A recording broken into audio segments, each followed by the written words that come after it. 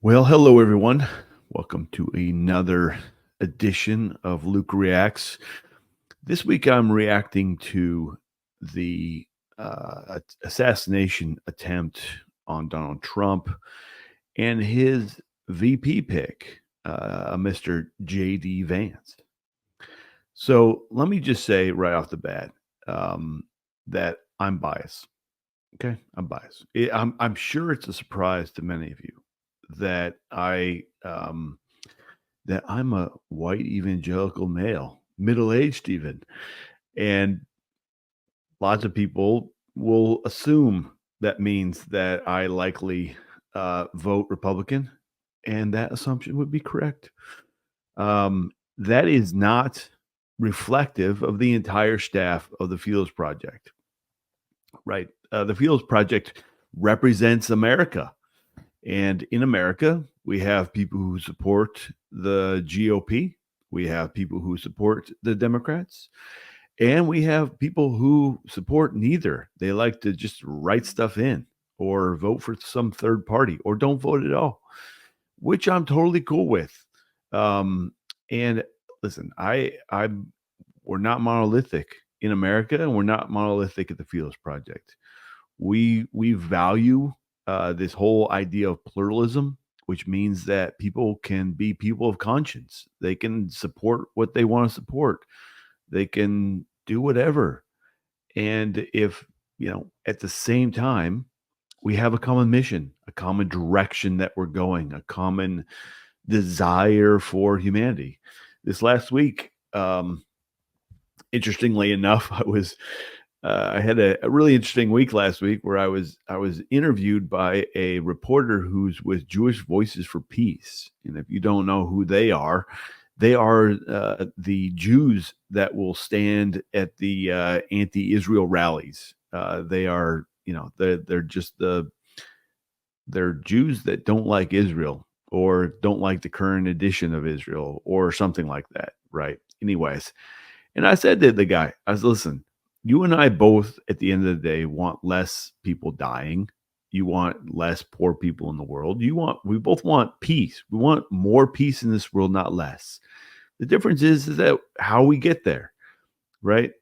And so, the Fields Project is not so spread out that we're like on one end, me, and then on the other hand, Jewish Voices for Peace. It's not quite that far of a stretch, but you have, we are broad, and I love it, right? And I'm unbothered by the fact that not everybody in my office thinks like me.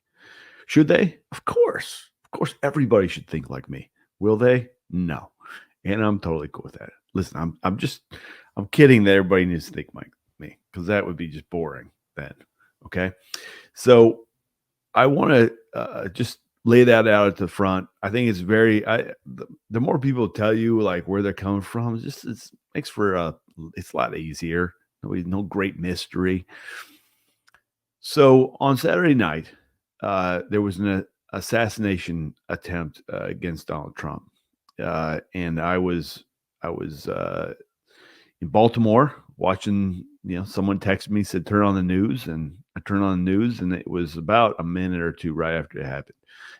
And quickly was talking to my wife, you know, seeing all the news come in, and man, I have been saying to people that uh, Donald Trump dodged a bullet, and America did too, because I thought for sure we were gonna like if Trump was killed, that we were going to this country would be on fire.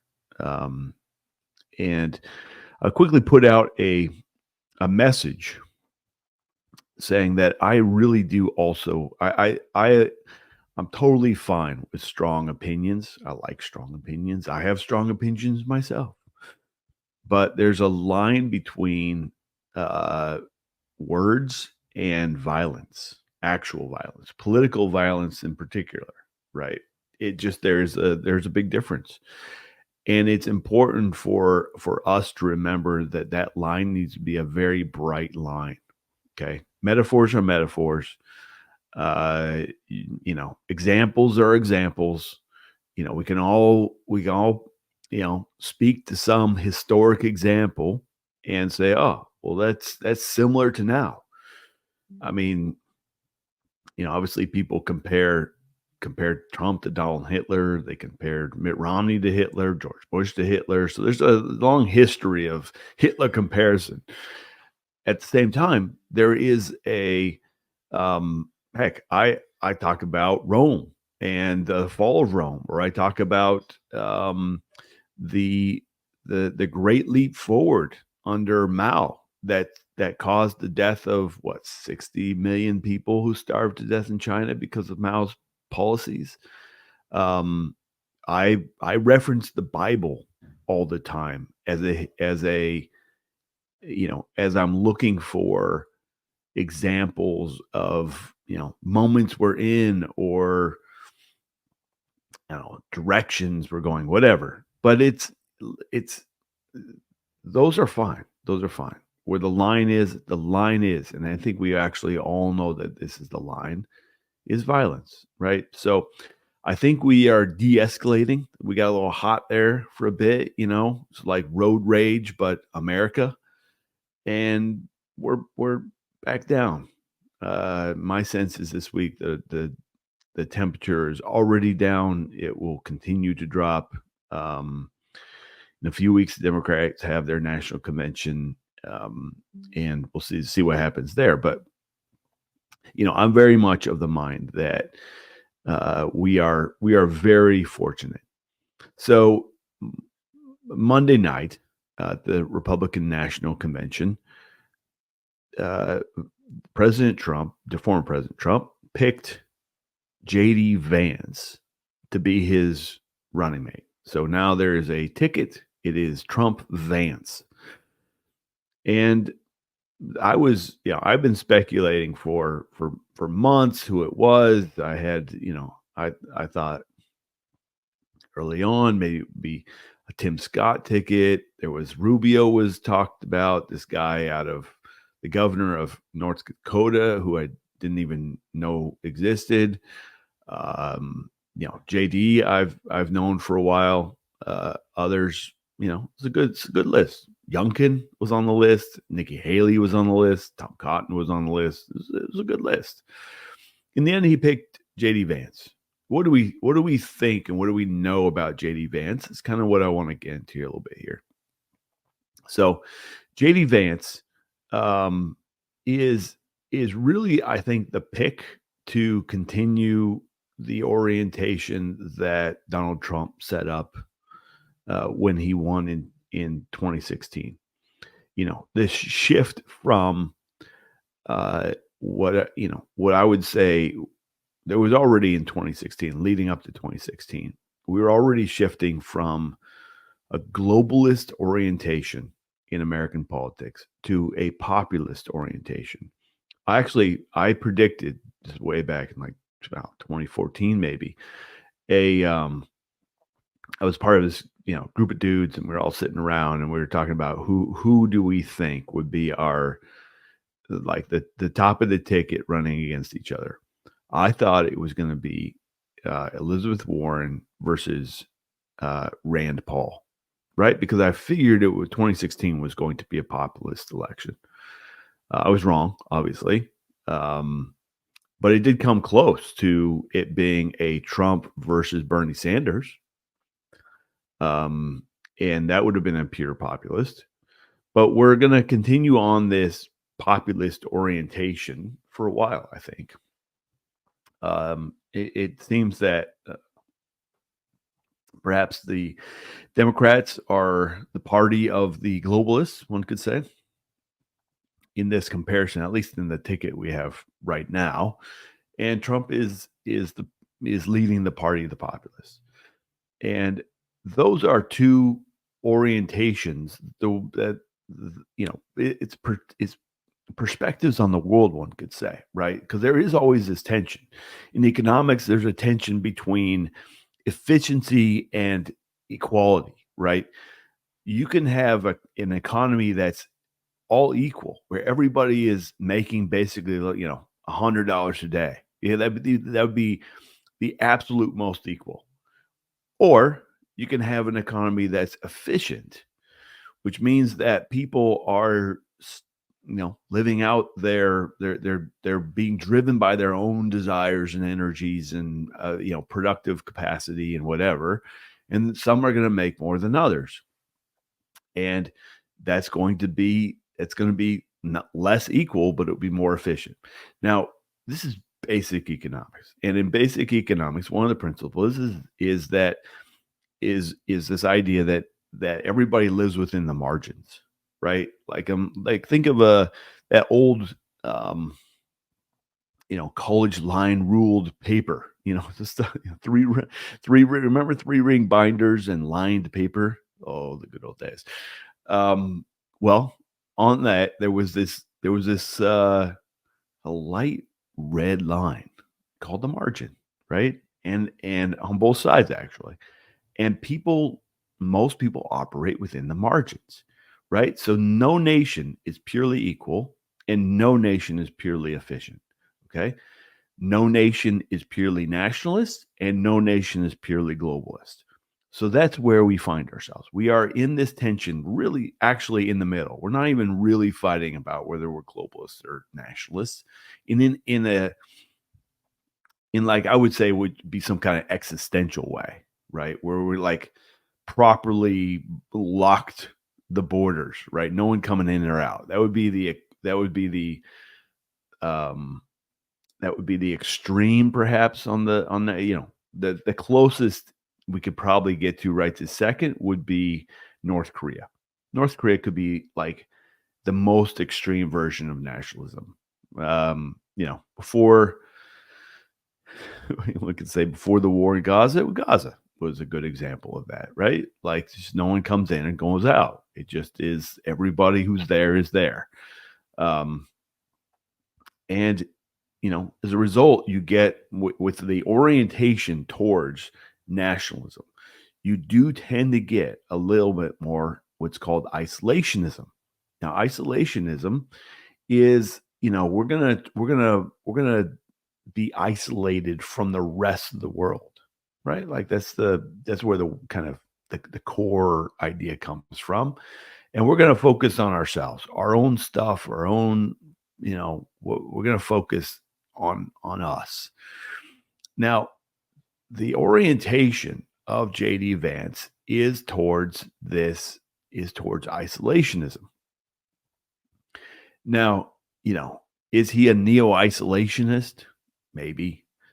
Um, but the reality is anybody who is in internet is in politics, particularly at the level of the president and the vice president, is going to have to deal with the international community.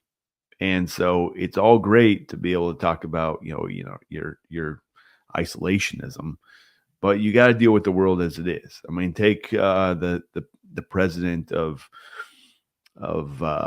Italy a few years ago. I mean, she ran on immigration, and yet, has she closed the borders of Italy to all immigrants coming in?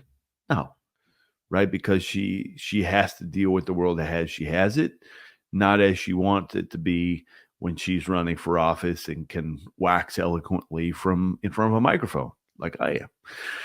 Right. So you get this so there is this orientation towards isolationism that comes in waves in America.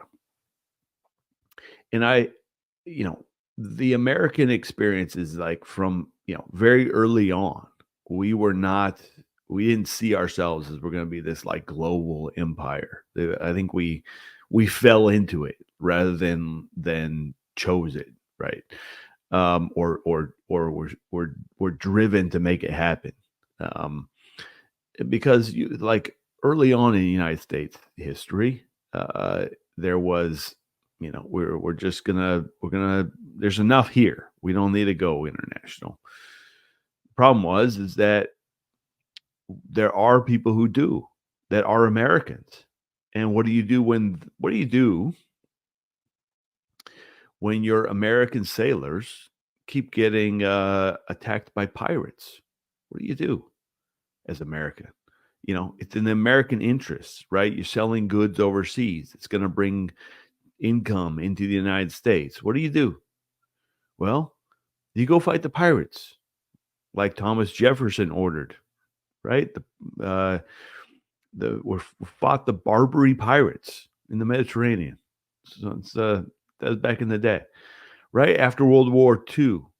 After World War I, we became a much more isolationist. We were like, we weren't really excited to get into World War I. Then World War II came about, and we were also not super excited to get into that one. There was a big push to not get into it. Really held back a long, long, long time. And then we got into it, right? And but the last version of isolationism was a decade ago. When the Philos Project started in 2014, we actually launched a magazine called Providence, a journal of Christianity and American foreign policy. And why did we do that? Was because there was at the time there was an isolationist bug going around in the United States, particularly amongst the young. They were millennials at the time. Now they're Gen Z, but among the millennials. Why? Because these young millennials had when they were coming of age, let's say 13, 14, 15 years old, was when America was bogged down in Iraq and Afghanistan. And what does that do? That creates this impulse where we have, rather than, we just need to stop messing around in other people's business, other countries' business. Let's just focus on the borders of America and on the people within America, and spend our money on the borders within, on the people within America, and the rest of the world can just go do what they're going to do, whatever they're going to do anyway. So why are we messing around?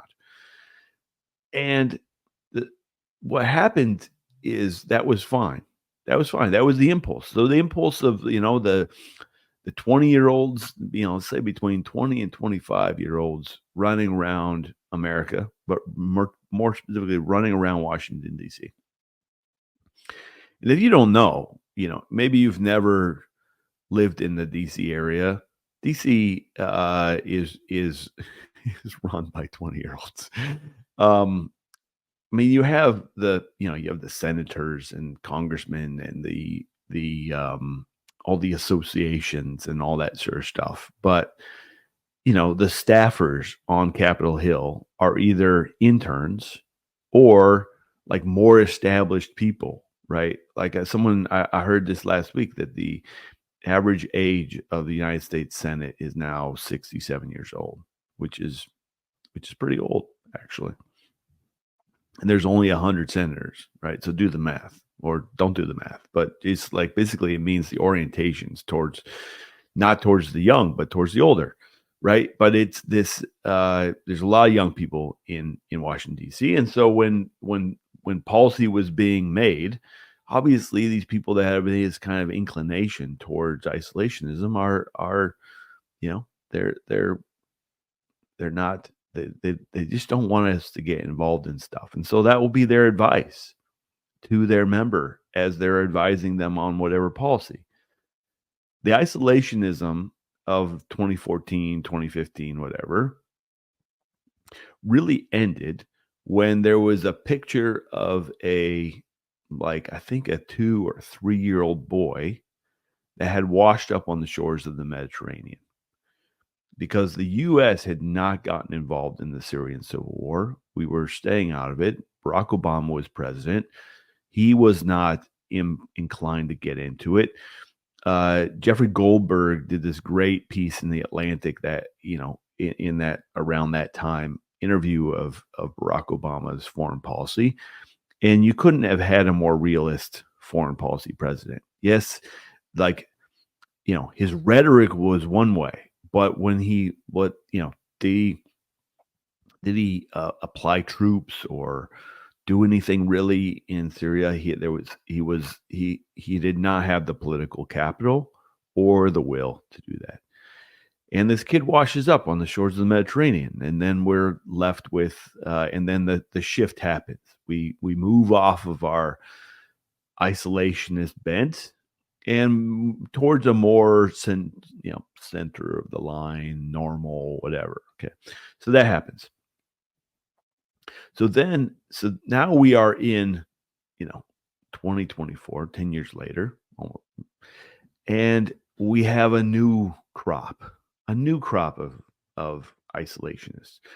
Now, obviously, JD Vance is has that label, but he's picking up this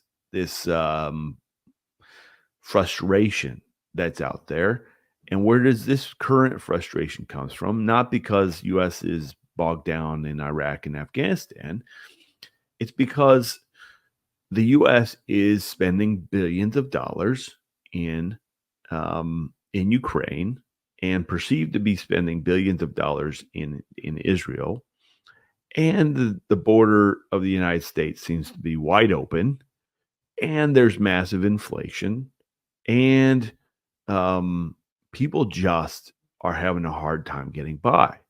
So we're kind of in this. One could say we're closer to, the Great Depression period, maybe the post Vietnam War period, in terms of the economy's not doing great.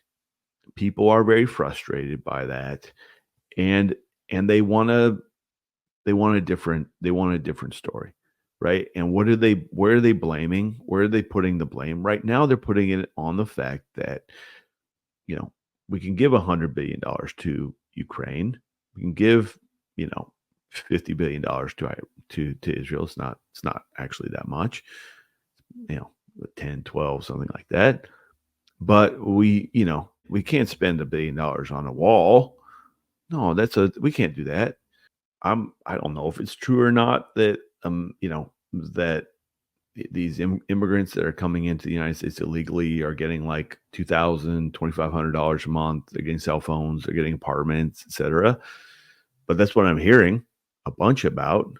And whether or not it's true, I suspect a lot of other people are hearing it too. And so you get this isolationism that comes in that direction. So JD Vance comes by this very naturally. Why? Because he grew up in rural Ohio. His mom struggled with drug addiction.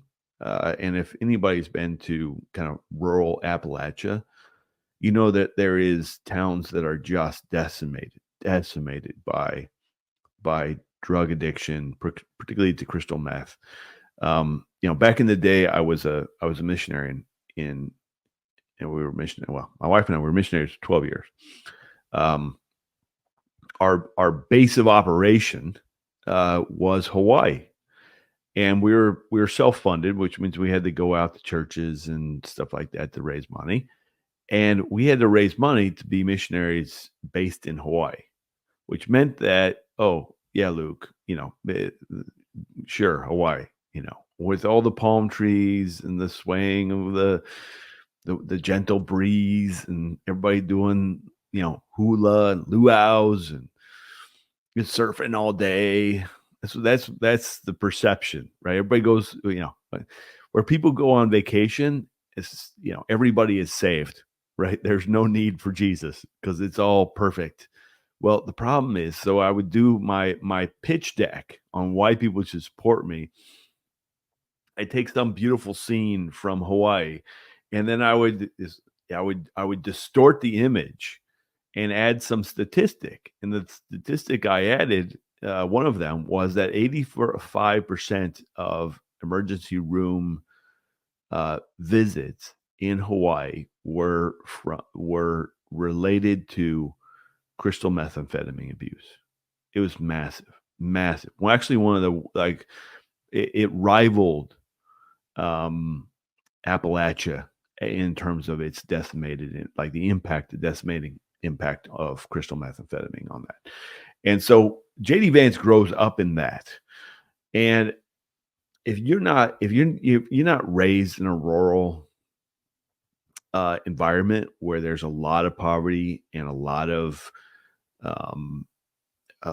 drug addiction, a lot of addiction in general, you just won't understand the frustration that comes with that lot that with seeing everything around you and seeing and then like I don't know, going to DC or going to some big city and seeing like the the uh the affluence, hearing on the news about, oh, we're giving this away and we're giving this away, we're helping this country, we're helping these people.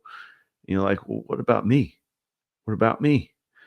Right? Like, the fact that it took, weeks for people to show up in, politicians to show up in East Palestine, Ohio, where there was the railroad car basically caught fire or, filled the river, and it was toxic everything all around. And it was like, yo, sorry, so can't do anything about it. It's not our fault.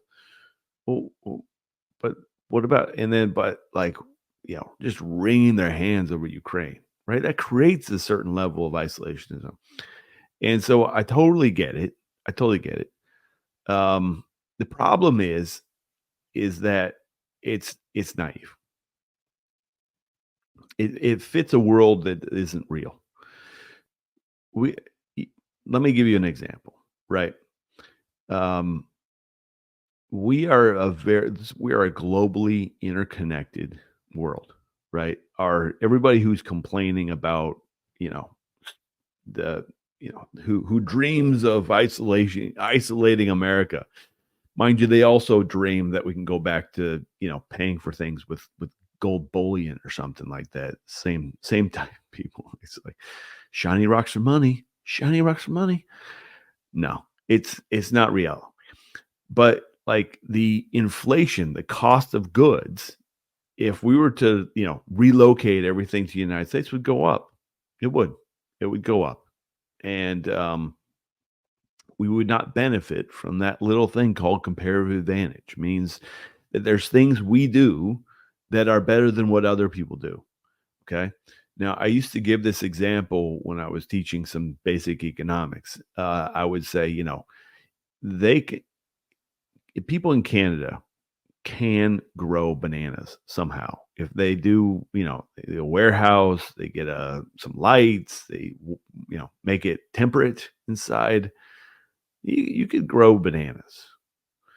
And people in, I don't know, Ecuador can grow wheat also. They can. But the question is like, should they? Should they?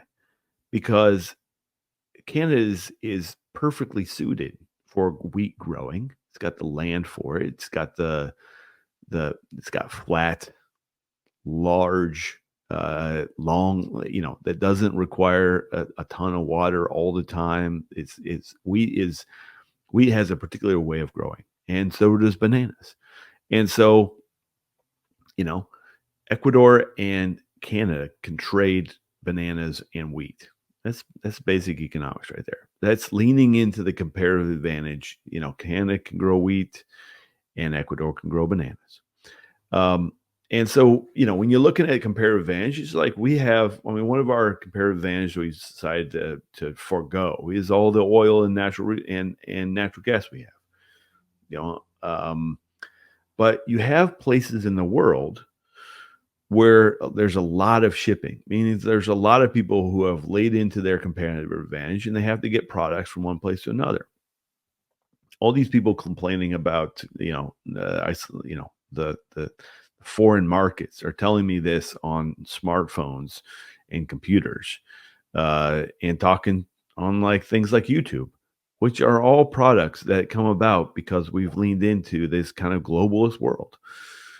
And so what happens is you get this, um, take for example the what's going on with the Houthis in Yemen, right? The Houthis, Yemen is at this one point in the world where you have the Red Sea that goes up and connects with what's called the Suez Canal, which is in Egypt, and it basically is a shipping canal, right? That was cut through the deserts of Egypt in order that shipping, rather than having to go around the Horn of Africa, which means if your product is in India and you want to get it to, let's say, Western Europe, instead you could go through the Suez Canal, or you can go around Africa. Africa's big, all right? So one of those is like cuts things in half, and the other is like so I was reading up that 25% of global container shipping goes through the Suez Canal. 12% of surface transported oil goes through the Suez Canal. 8% of global liquid natural gas goes through the Suez Canal. 8% of grain trade goes through the Suez Canal. Now, there's this group, the Houthis, which is a Islamist rebel group connected to Iran at the very kind of entrance to the Red Sea. And they keep taking over ships and bombing the ships and shooting at the ships. And we've been trying to stop them. Here's the reality. Those ships, they have to go, if they don't go through the Suez Canal, they go around Africa. They make your products in your daily life more expensive. They do. There is an increase in inflation because of in the United States, because of the Houthis attacking ships trying to get through the Red Sea to the Suez Canal. That is a reality. That is a reality that affects you. You can want to be an isolationist, but you can't be an isolationist. So, is JD an isolationist? I don't think so. Is he inclined in that direction? Yes, he is. Right? Because of his upbringing. I mean, maybe he is more than others like. He likes unions more than most conservatives do. But I don't know that he is, how strong he is on the isolationism. But we're going to find out, and hopefully, I just don't think that you can be in a position of like governmental power at the executive level branch, and hang on to the fantasies of isolationism, because it's not a real way of looking at the world, because we're all interconnected, whether we like it or not. We just are. In the way that things that are done in Washington, D.C. affect things in Washington State, or things that happen in New York City affect things in rural Arkansas. We're interconnected here in the United States. We're a big country, and we're interconnected. The world's interconnected too. So you might ask, Luke, well, okay. So if JD is yes, he has this kind of inkling towards isolationism, but it's not fully baked in. What does he think about places like Israel, Iran, Ukraine, etc.? So because that is, we label these videos Christian expert on Israel, whatever is next.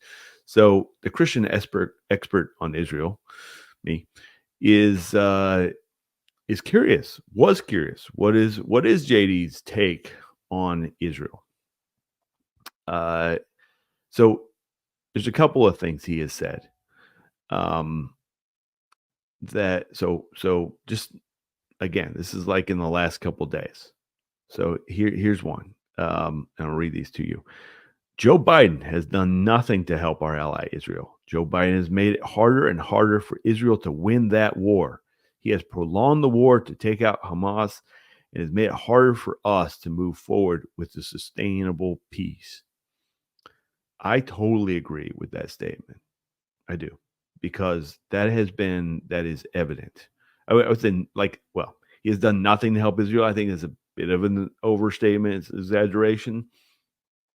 Early on, he was very helpful, but it has been clear for at least the last 6 months, that there was a transition point in which the it's called the dead civilians of Gaza, um, changed the tone in which the administration felt comfortable with. They made political calculations and were like, this is too much and we can't do this. So they started putting pressure on Israel to make deals with Hamas.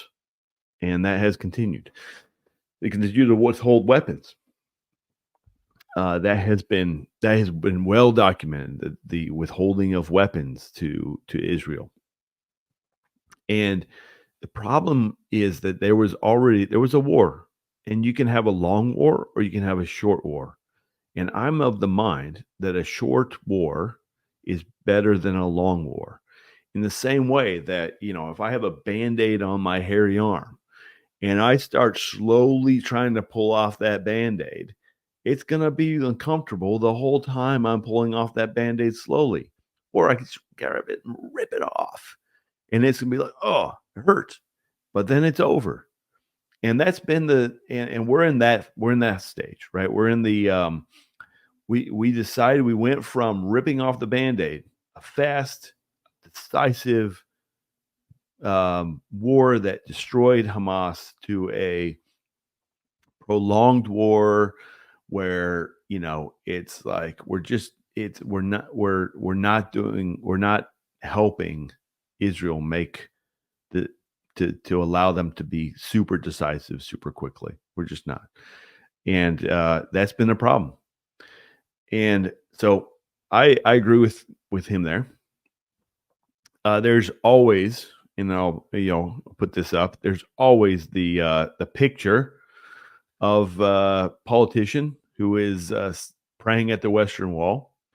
So for those who are unaware, JD Vance is a convert to Catholicism, Roman Catholicism. He did that several years ago. There's a lot of people in DC who DC Catholic community is very strong and is very inviting and welcoming. So a lot of people who end up in DC end up becoming part of the Roman Catholic Church. His wife his wife's parents are immigrants from India. His wife is Indian. She, I believe, is Hindu. So there's that.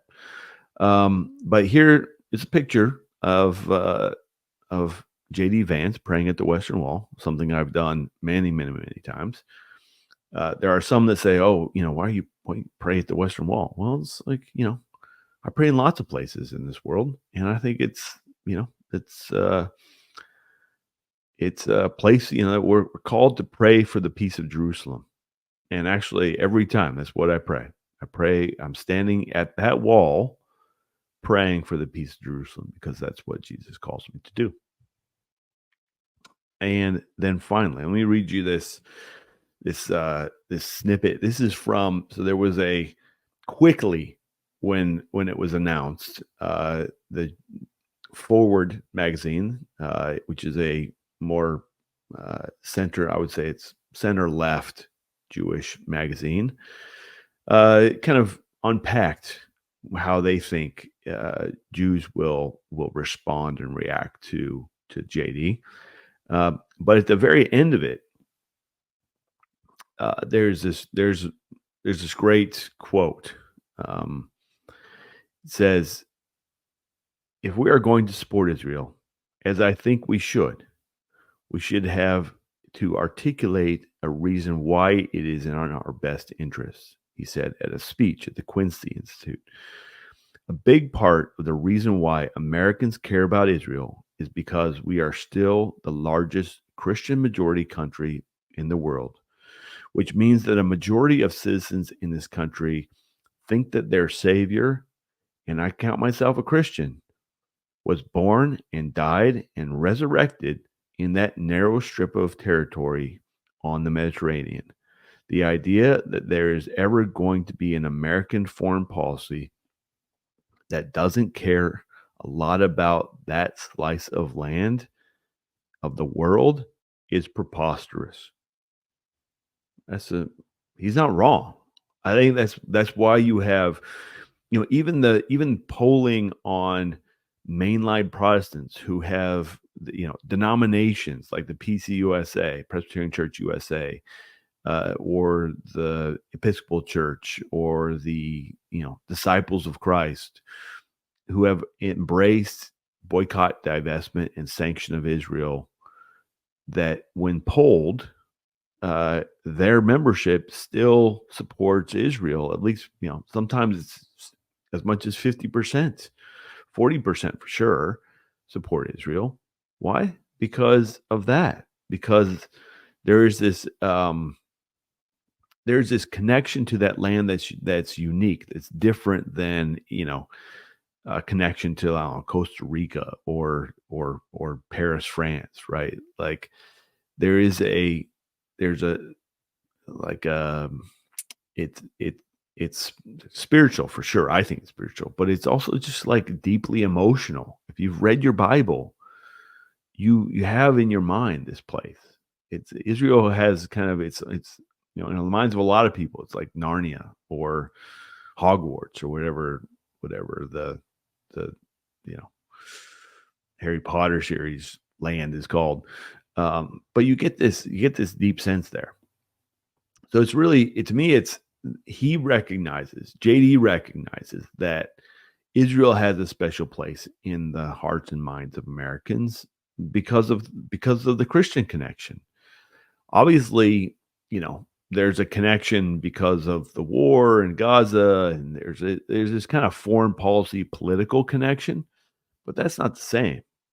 Now, when it comes to the other players in the region, he has been he's been pretty strong that the Biden administration has done a bad job in relation to Iran, right? He was interviewed yesterday, and he said, um, you know, it, we got to do more than weak little bombing runs, right? Like it has to be what we do when confronting Iran has to be significant.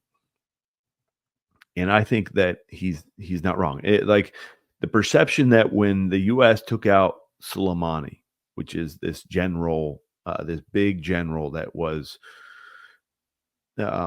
actually responsible for the deaths of hundreds, if not thousands, of American soldiers, certainly the wounding of thousands. And there was no attempt to kind of take him out. And at the end of the Trump administration, just before it left office, they bombed and killed Soleimani, and it disrupted the terrorist infrastructure for a while until a new guy came in power, and that happens. That happens, and so you get this. So you have the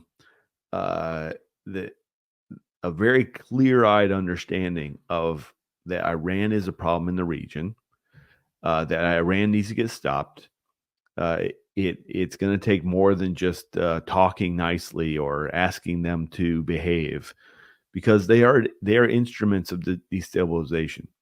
And the thing is, he also appeals to the Abraham Accords, which is, the way that you counter Iran is to cut off its funding it gets from oil, and affirm and elevate and expand and promote the Abraham Accords.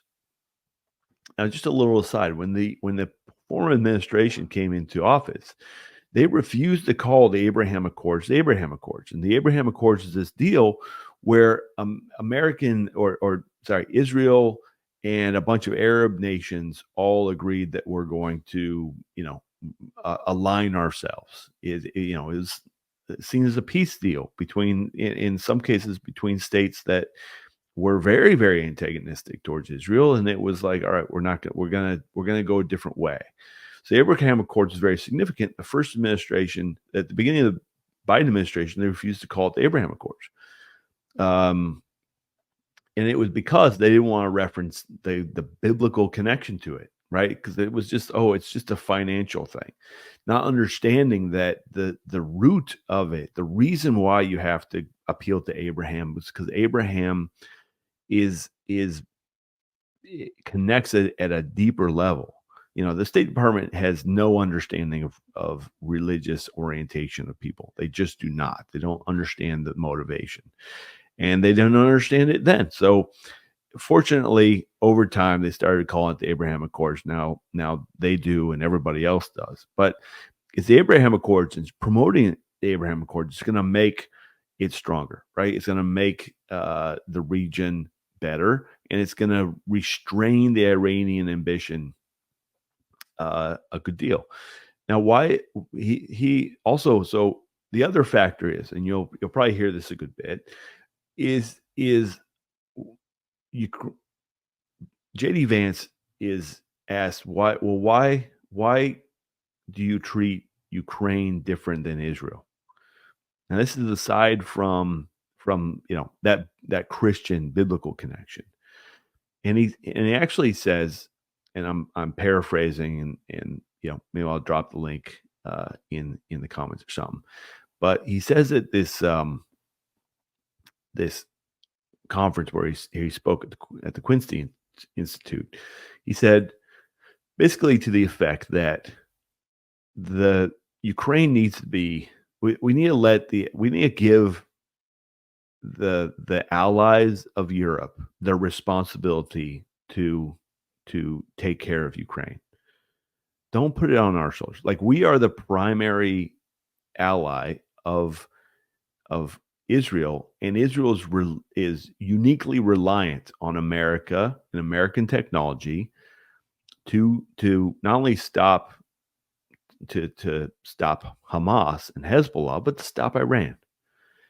Whereas Ukraine is surrounded by European allies who have decided that it's more important to turn off their nuclear power plants than it is to build factories to protect their border from Russia. All of these countries that are like, that get still a majority of their natural gas from Russia, they're in a tough spot. But they did this. They made their bed, and what JD Vance is saying was, well, okay, you guys would have to make the hard choices. Why are you putting it on us? And it's so clear that there's that the perception out there, particularly in Ukraine, even by Zelensky, who is the president, is that Trump and JD are going to win. And so we better start talking about how a negotiated peace now. So even yesterday, this is within hours of JD Vance being chosen as VP. Zelensky has said publicly that Russians need to be involved in the upcoming Ukraine summit. So there's a summit coming up where it's talking about what's next, how do we do peace, and Zelensky said the Russians need to be there. That's a total change. And why did that change happen now? Well, it's because the change happened now because it's particularly after the attempted assassination, it is increasingly increasingly likely, actually, I would say. There's still a long ways off, so I could totally be wrong on this, but it's increasingly likely that Trump and Vance will be the president and vice president of the United States in after November. And so, listen, I think that there's the direction that they're going is I think we are going towards a increasing, again, the nationalism versus the globalism thing that I started with is real. We are very interconnected. That is also real. The U.S., one of the main industries that the U.S. does is the defense industry.